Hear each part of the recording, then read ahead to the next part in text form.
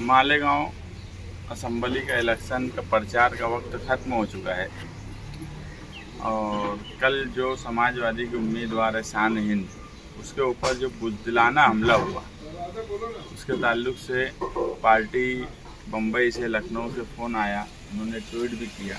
निवडणूक अधिकारी के यहाँ से भी हमको इन्फॉर्म किया गया कि यार हम लोग पूरे मामले की जांच कर रहे हैं और मुकामी पुलिस भी जांच कर रही है और ऐसा समझा है कि उनको मुकामी पुलिस को कुछ समझाए कि वो लोग कहाँ हैं, ऐसी कोई हमारी मालूमात है। आज प्रेस को बुलाने का मकसद ये था कि ये दो उम्मीदवार जो इलेक्शन लड़ रहे हैं, ये इस तरह की हरकत अगर कर रहे हैं डराने के लिए या हमारे वर्करों को डराने के लिए, तो हमने कल भी ये कहा था कि यार वो डरने वाले नहीं हैं। और सुबह से ख्वातीन का एक मुसलसल फ़ोन आ रहा है और कहीं ना कहीं वो ख्वातीन जो है इस बात को लेकर नाराज़ है कि एक खातून को डराने के लिए उसको मोहल्लों में कुछ लोग जो हैं, राफ़े आपा उनका भी नाम आया, कि वो इस तरह के पम्पलेट बांट रही हैं कि खातून को उम्मीदवारी नहीं करना चाहिए और खातून जो है वो उम्मीदवारी नहीं कर सकती है। इस तरह का पम्पलेट बांट रहे हैं। वो उनकी बहन है, उनके लिए प्रचार करे। उसमें हमारा कभी ये मैं बोलता नहीं हूँ कि उन्होंने नहीं करना चाहिए। सबको हक है जमहूरियत में एक दूसरे का साथ देना, मगर एक जमहूरी मुल्क में, एक दस्तूरी मुल्क में इस तरह से प्रचार करना जो दस्तूर और जमहूरियत के ख़िलाफ़ है। आज जिस मुल्क में हम रह रहे हैं, यहाँ 50% लोकल बॉडीज़ में रिजर्वेशन है और उसका सभी लोग, वो खुद भी जो है अपनी पार्टी की तरफ से 50% ख़वातीन को उम्मीदवारी देते हैं। और एक खातून पर अगर इस तरह से हमला हो और उसके बाद भी इस तरह की बात हो, तो कहीं ना कहीं खातून और औरतों की नाराज़गी आई है और औरतें जो है इस हमले की मजम्मत कर रही हैं और इस तरह का जो औरत को दबाने के लिए जो कोशिश की जा रही है, तो ये बात को हम सही नहीं मानते हैं। इसलिए पार्टी की कुछ ख़वातीन ने और आंगनवाड़ी की कुछ ख़वातीन ने ये तय किया है कि आज शाम में 4 बजे से 6 बजे तक वो अपने अपने एरिया में काला झंडा लेकर इस वाक़ये की मजम्मत करेंगी अपने अपने महल्लों में। दूसरा ये कि इलेक्शन का पूरा कैंपेनिंग चल रही है, आप देखेंगे तो वो प्रचार ख़त्म हो चुका। मैं बहुत हैरान हूँ कि मौजूदा एमएलए उन्होंने मैनिफेस्टो, या जिसको हम आज के तौर पे कहते हैं, जो 5 साल उम्मीदवार क्या करने वाला है, वो जारी नहीं किया। तो मुझे बहुत हैरत हुई कि मौजूदा एमएलए जो है वो इलेक्शन छोड़ चुके हैं।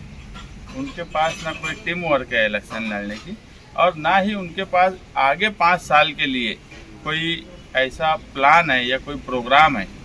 पीछे 5 साल नाकामी में गए, उस वक्त मैनिफेस्टो जारी किया गया और उन्होंने ये तस्लीम किया कि मैं मैनिफेस्टो पर अमल नहीं कर सका। मगर कोई भी उम्मीदवार, छोटे से छोटा उम्मीदवार भी, वो 5 साल के लिए क्या करने वाला है ये आवाम को ज़रूर देता है। इलेक्शन का सबसे अहम मुद्दा जो होता है और सबसे अहम बात जो उम्मीदवार की होती है, वो यही होती है कि वो आने वाले 5 साल में क्या करने वाला है। मौजूदा एमएलए, आज वो एमएलए रहते हुए अगर वो अपने इलेक्शन में अपना मैनिफेस्टो नहीं जारी कर सकते, तो मालेगांव शहरियान को मैं यही बताना चाहता हूं कि आप समझिए वो इलेक्शन कैसे लड़ रहे हैं, या वो इतने कमज़ोर इलेक्शन में उनका हिस्सा है कि उनको आप वोट देना कहीं ना कहीं वोट ज़ाय होने जैसा है। जो आदमी के पास 5 साल का प्रोग्राम नहीं है, जो आदमी के पास 5 साल में वो क्या करने वाला है ये आवाम में नहीं बता सकता है, तो वो इलेक्शन उसके लड़ने या उसको वोट देना कोई मतलब की बात नहीं है। वोट अपनी ज़ाय करना है। मेरा सिर्फ इतना ही आज प्रेस वालों से मैसेज देने का शहरियान को मकसद है कि हमने एक शान की गारंटी दी और शहर भर में उसको लोगों ने पसंद किया और हमने पहली बार ऐसा हुआ कि क्या मसला है और उसका हल क्या है। 5 साल में नहीं, 5 साल का हमने एक प्रोग्राम दिया, मगर मौजूदा एमएलए का मैनिफेस्टो नहीं जारी करना, ये कहीं ना कहीं उनके हारने की अलामत है। या वो, मैं जो पीछे 4-5 दिन पहले मुझे जो मालूम पड़ा, उन्होंने अपने हल्के के लोग जो उनके करीबी है उनको ये बात बोल दी है कि यार मेरा इलेक्शन हाथ से निकल चुका है।